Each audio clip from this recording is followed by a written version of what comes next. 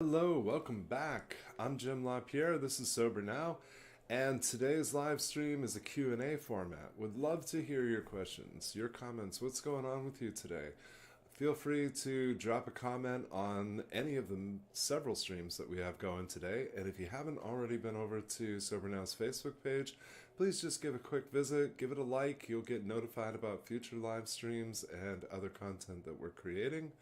Let's just jump right into it. Have some questions that folks message in. Thank you for that. Always love hearing your ideas, your topics, your questions.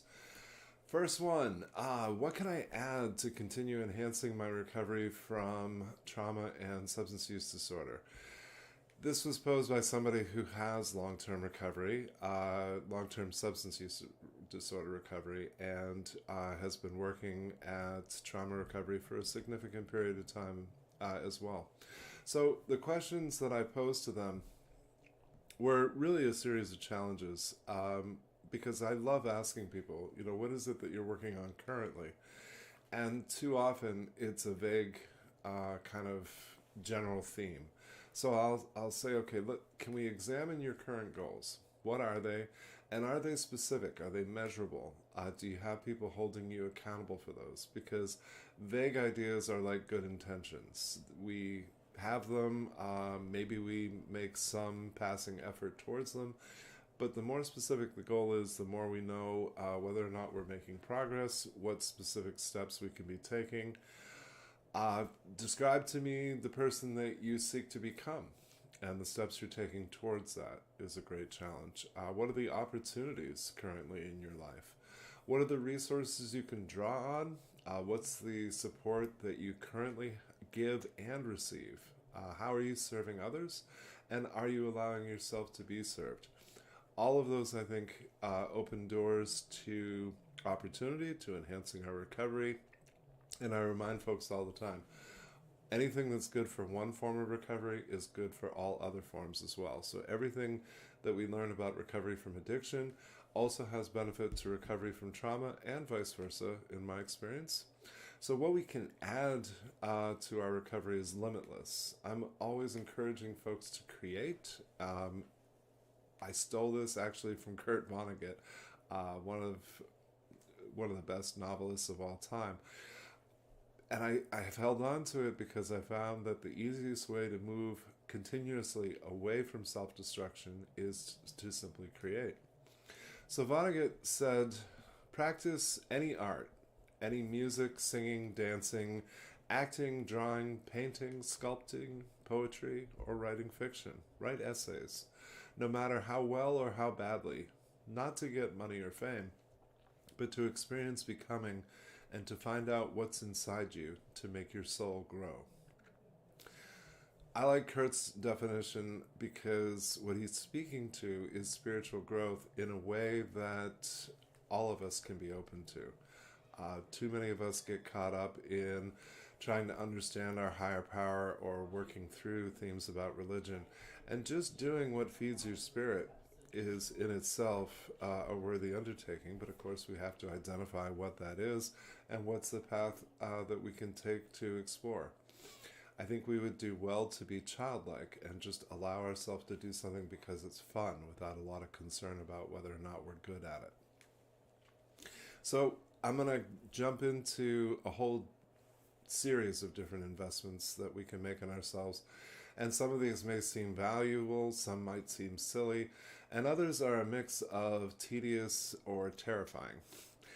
I emphasize the vitality of doing the very basics regardless of where you're at in your recovery, because the most important stuff, the most foundational things for us to do are honestly pretty boring. And we're people who want shortcuts. It might have taken us 40 years to get here, but we'd like to be all better by Tuesday.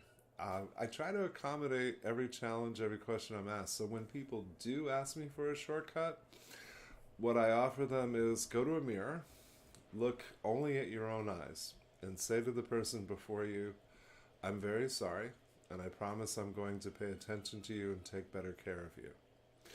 Doing that is, to my way of thinking, speaking to your inner child. And lots of folks, I think, struggle with the idea of having an inner child. So we can call it what Freud called it. He said that that's your id, the part of you that just feels, just has needs, just wants. And we tend to ignore that part of ourselves for lots of reasons, but particularly for those of us who are survivors of trauma. We experience that part of ourselves as holding memories and feelings that we want to avoid, the things that we have stuffed and continue to stuff. And this is part of what makes life far less manageable, far less healthy, and far less fun, honestly. So we also tend to, of course, ignore the person that we were in active addiction. Most of us hate that part of ourselves. We want to sever away that part of ourselves, and we can't. We have to heal that part of ourselves. And as my friends in recovery say, you can't heal what you can't feel. So one of the biggest investments we can make in our continued healing is to give ourselves permission to experience and express all of our emotions. This is a tall order, but the benefits are huge. This will lower experiences of anxiety, all types of anxiety, including panic attacks. It will improve depression in every form. I encourage I encourage folks to notice their stoicism, their composure. There's a lot of important reasons as to why we're so good at hiding or masking what we feel. Practice identifying every emotion that you experience and learn healthy ways to cope with each of them. That is so simple and so obvious, and yet in my experience it's rare that a person does this with a full range of emotion. For most of us, there's at least a couple of emotions that we don't really tolerate feeling and we don't express them. And most often that's because we fear a loss of control. Anger's usually at the top of that list. We came to associate anger with abuse or violence. And for a lot of us, we only express those types of emotion when we feel overwhelmed. And so we associate the expression of those feeling states with being out of control. And unfortunately, control for us feels necessary. It feels like the only thing that provides safety. And the more we're stressed, the more we're fearful or overwhelmed, the more we tend to seek control in ways that are quite often just super unhealthy. Notice the times where you're holding your breath. Notice the times where you're increasing your muscle tension or quite literally white knuckling through. These are all things that we learned as children to repress emotion and not let it show how it is that we're feeling. Notice, I hear this quite often from people in recovery, I don't want to cry today. And I'll say, okay, I get it, but crying is natural. It's a way of expressing sadness, disappointment, loneliness, fear, and too many of us are drowning within ourselves. Okay. Hello, Dermot. Hello to folks who have messaged in. It's good to have you all with us today. Next piece. Depending upon where we're at in recovery, oftentimes we're looking at the wreckage of our past.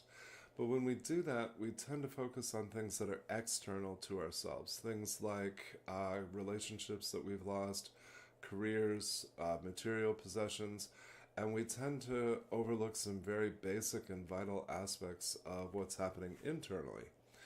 That starts with something as basic as detox, because we know that it's horrible, it's painful, and after 30 days we usually stop thinking about it.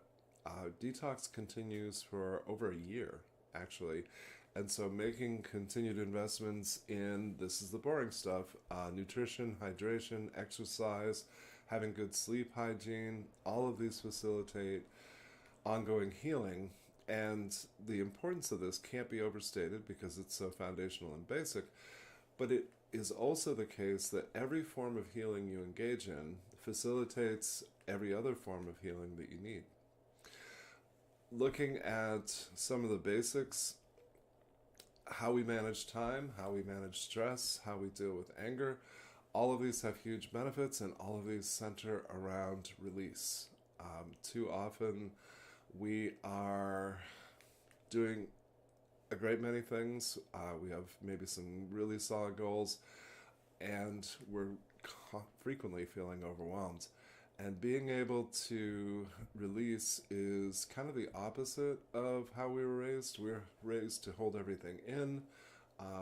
We fight this losing battle for self-control, when what we really need is opportunities to blow off steam, express what we're really feeling, and manage our affairs in a way that doesn't involve perfectionism, doesn't involve constantly pushing our limits or our bodies. This is a lesson that I've learned over and over, but what I notice is that I don't treat other people that way. I have respect for other people's limitations, and I don't want them to push beyond them, but I have frequently been guilty of doing that myself.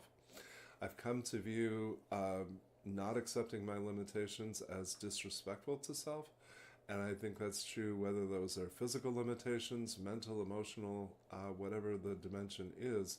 To push beyond them is to create an ongoing toll.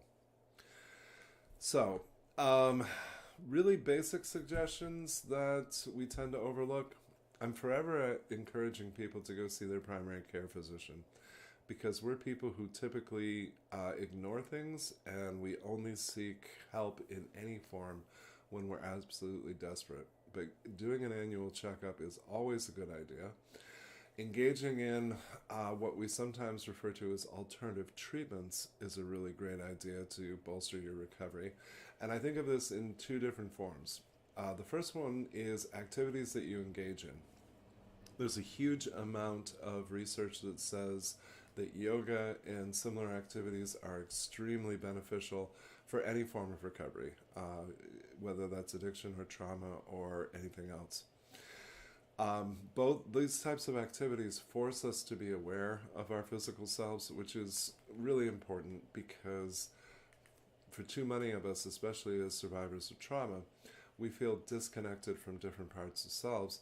And for survivors, we very often feel disconnected from our bodies. Again, healing is holistic, and every gain that I make in one area of healing benefits all other forms. The second form of having this, what am I calling this? Investments in continued healing is allowing yourself to be served by healers and helpers who have specific areas of expertise. And the emphasis for me, wherever you're at in recovery, should be on body work and energy work. So body work is acupuncture, acupressure, electronic stim, chiropractic care, deep tissue massage, and particularly for survivors of trauma, craniosacral massage is extremely helpful. Energy work like Reiki, Qigong, Tai Chi, all of these have enormous benefit, and this is an opportunity, I think, to go in with an open mind, try something that's new for you. Maybe it works great, maybe you don't notice an effect, but at least you've moved out of your comfort zone to try something. Whenever I talk about acupuncture, I'm reminded that as survivors, a very high percentage of us are absolutely phobic about needles, and that's understandable.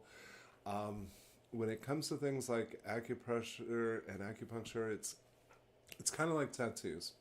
If you've never had a tattoo, what you imagine it feeling like is nothing at all like what it feels like. It's not a series of needles that are penetrating your skin. Acupuncture is actually essentially a pinprick. It is not especially painful, and it's not at all intrusive or invasive. So just having an open mind to try that, experience the benefit. A really experienced acupuncturist is able to not only treat physical ailments, but can have benefit to any form of mental illness potentially. So again, seek opportunities to facilitate healing, seek opportunities outside of your comfort zone. Go to a retreat, try something new, take a weekend away. Just open your mind to other programs, open your mind to the literature of maybe a 12-step program or a support group or something that you're not haven't experienced. Of course, there's a million good books that you can read, but at the top of the list, I would place Melody Beattie's Codependent No More. Um, it's amazing to me. That book was published almost 4 decades ago, and it's still relevant, and it's still kind of the consummate text for how do we move away from unhealthy relationships and how do we move towards relationships that are more fulfilling.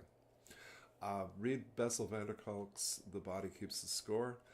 Uh, van der Kolk is easily one of the top experts in the world at describing trauma recovery and how it is that we best approach it.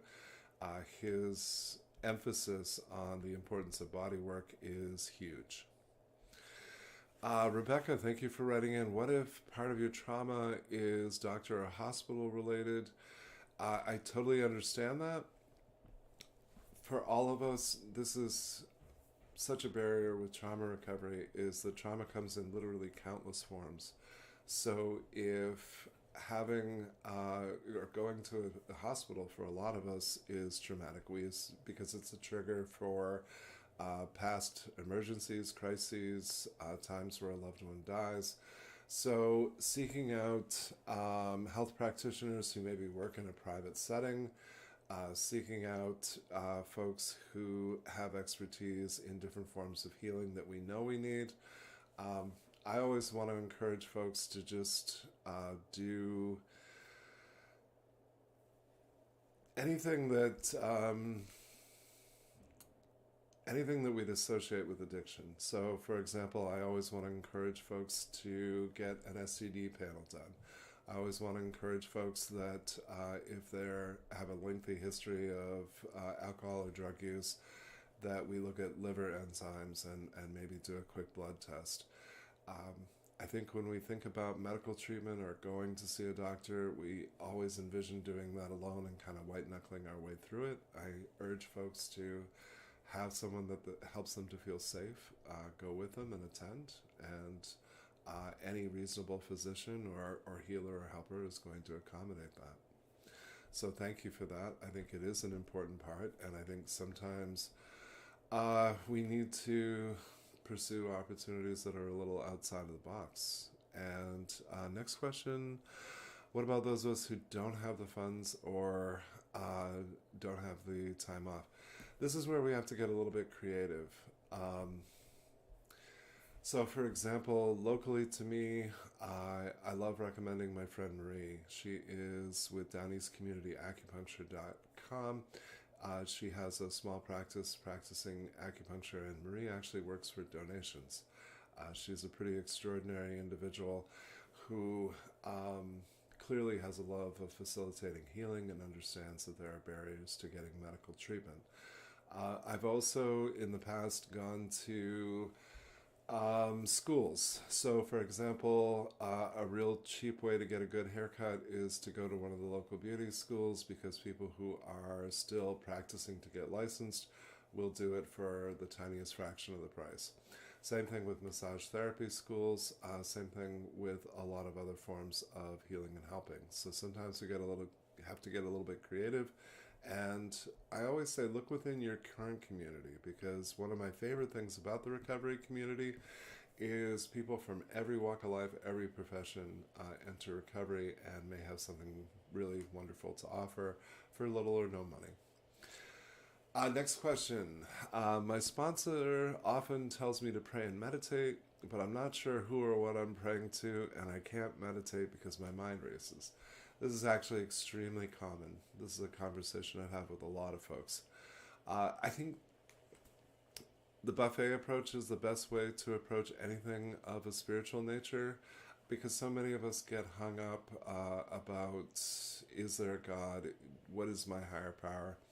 There's an old school recovery trick that I have used many times. Someone who's relatively new to the program would ask a sponsor, how do I know what higher power is right for me? How do I define that, relate to that? And an old school sponsor would simply ask, well, what do you wish your higher power was? And whatever that is, you're free to claim that as God. You're free to claim that as your higher power. You're free to utilize the acronym for God, Group of Drunks, the Fellowship of AA itself. You're free to think of nature, a group of friends, your family, as long as it is something that is more powerful than yourself and has benefit to your recovery, then that is a perfectly acceptable higher power. When it comes to prayer and meditation, like so many other things, I think of, well, what's the worst case scenario? Let's say I'm just messing this up all the way around. When it comes to things like prayer, in the worst case scenario, all I'm doing is talking to myself, which is still a really good idea because it provides me clarity. The God of my understanding, my higher power, is not Santa Claus, right? So my asking for things does not result in necessarily me getting them, but my asking for things provides clarity on what it is that I want and need, maybe some insight into what I feel. And my experience of my higher power is the more aware I am, the more I notice the things that are put in my path. So my higher power still doesn't send me material things. Instead, what is sent to me are people that I believe are placed in my path to help me learn the lessons that I need to learn, to help me to receive the kind of support that I most need. And again, even if the only thing I'm talking to is myself, then that still has a lot of value. Meditation, I think, is a great example of how we fight a losing battle. So when we're meditating, we're trying to relax, be present in the moment, ideally be connected to our bodies. And I think folks have this misconception that you have to not think about anything, or you have to try to stop your mind from racing. And everyone I've known who's really, really good at meditating would disagree with that idea. They would say what it's really about is you don't try to control your mind, but instead you just notice the thoughts as they race by. And then instead of focusing on them or exploring them, you just let them go. And maybe there's 10,000 others that follow. That's okay. I think we can broaden how we think about meditation. When I'm listening to music that really speaks to me, I feel like that's meditative. When I'm really enjoying something in nature, I'm not an outdoors guy, but I love a good sunset as much as the next person. So when I'm looking at something beautiful, whether it's in nature or in a piece of artwork, I would say that that's meditative. It slows me down. It helps me to breathe. It helps me to feel like things are good. When it comes to things of a spiritual nature, the things that have been most helpful to me are people who talk about the struggle, talk about how hard it was for them to connect spiritually and what the barriers were they had to overcome. The people that just talk about how wonderful and great everything is don't really have benefit to me. They just feel kind of airy-fairy, and I'm glad for them that they have that. But I prefer people like Anne Lamott.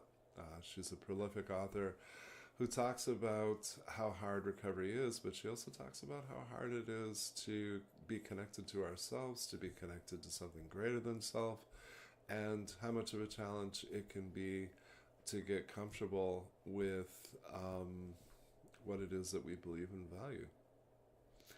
But again, excellent investments. My experience is the folks that I have seen the greatest transformation, the greatest spiritual transformation within are 100% people who have suffered greatly, people who have transformed their lives, and the overwhelming majority of them just happen to be people who are also in recovery from substance use disorder. Let's see, a final question came in recently from a friend who talked about feeling unsafe and expressed that she felt that being small and silencing her voice was the only way to be safe, the only way to ensure that further adversity does not come her way. I immediately thought of the great poet Audre Lorde, who said, "Your silence will not protect you." I think because of the conditioning of past trauma, we learned to be small, we learned not to take up space, and we also learned the rules of an alcoholic family. We learned that we're not supposed to let it show how we feel. We're not supposed to express or have a voice. And I'm always encouraging folks to move out of their comfort zone. I recognize that it can be very, very hard to allow yourself to have a voice, to say important things. But I think this is how we work through the shame and guilt that we carry. This is how we resolve our inner conflicts. We allow ourselves to have a voice and take up space. And I'm not saying to you, go out and do that in the world. The world is full of people who are not safe. The world is full of people that you should not be vulnerable around. But the more that we can find our tribe, the more that we can connect with people in recovery and support groups, the more that we have people who really do understand us, then the easier all of that becomes. Just checking a couple of the feeds real quick. Hello, Gina. Very nice as always to have you with us. Hello, Trisha and Kayla. It's good to see friends with us today. I'm going to be wrapping up shortly, but as always, I welcome your questions. We love being a resource for you. Jim@sobernow.com is the easiest way to get in touch with me. Would love to hear topics that you'd like to see covered in future live streams. Would love for you to check out Sober Now's program at sobernow.com. We are now a completely 100% free resource in response to rising overdose rates and rising rates of addiction. We just decided that we wanted to make the program widely available. It is completely confidential. It assures complete anonymity. We don't need to know any personal information. And the program contains a couple of 28-day programs that are home study. The first one is for those seeking or looking to fortify their recovery from addiction. And the second one is a program for people like me who identify as affected others, who have loved ones in active addiction or maybe early recovery, or tragically maybe have lost someone to substance use disorder. These, of course, are incredibly painful and stressful things to live with. And there's so many unintended consequences that occur when we have a loved one in active substance use disorder. So please check those out. Please share them with others. I will look forward to rejoining you soon. Please connect and take very good care.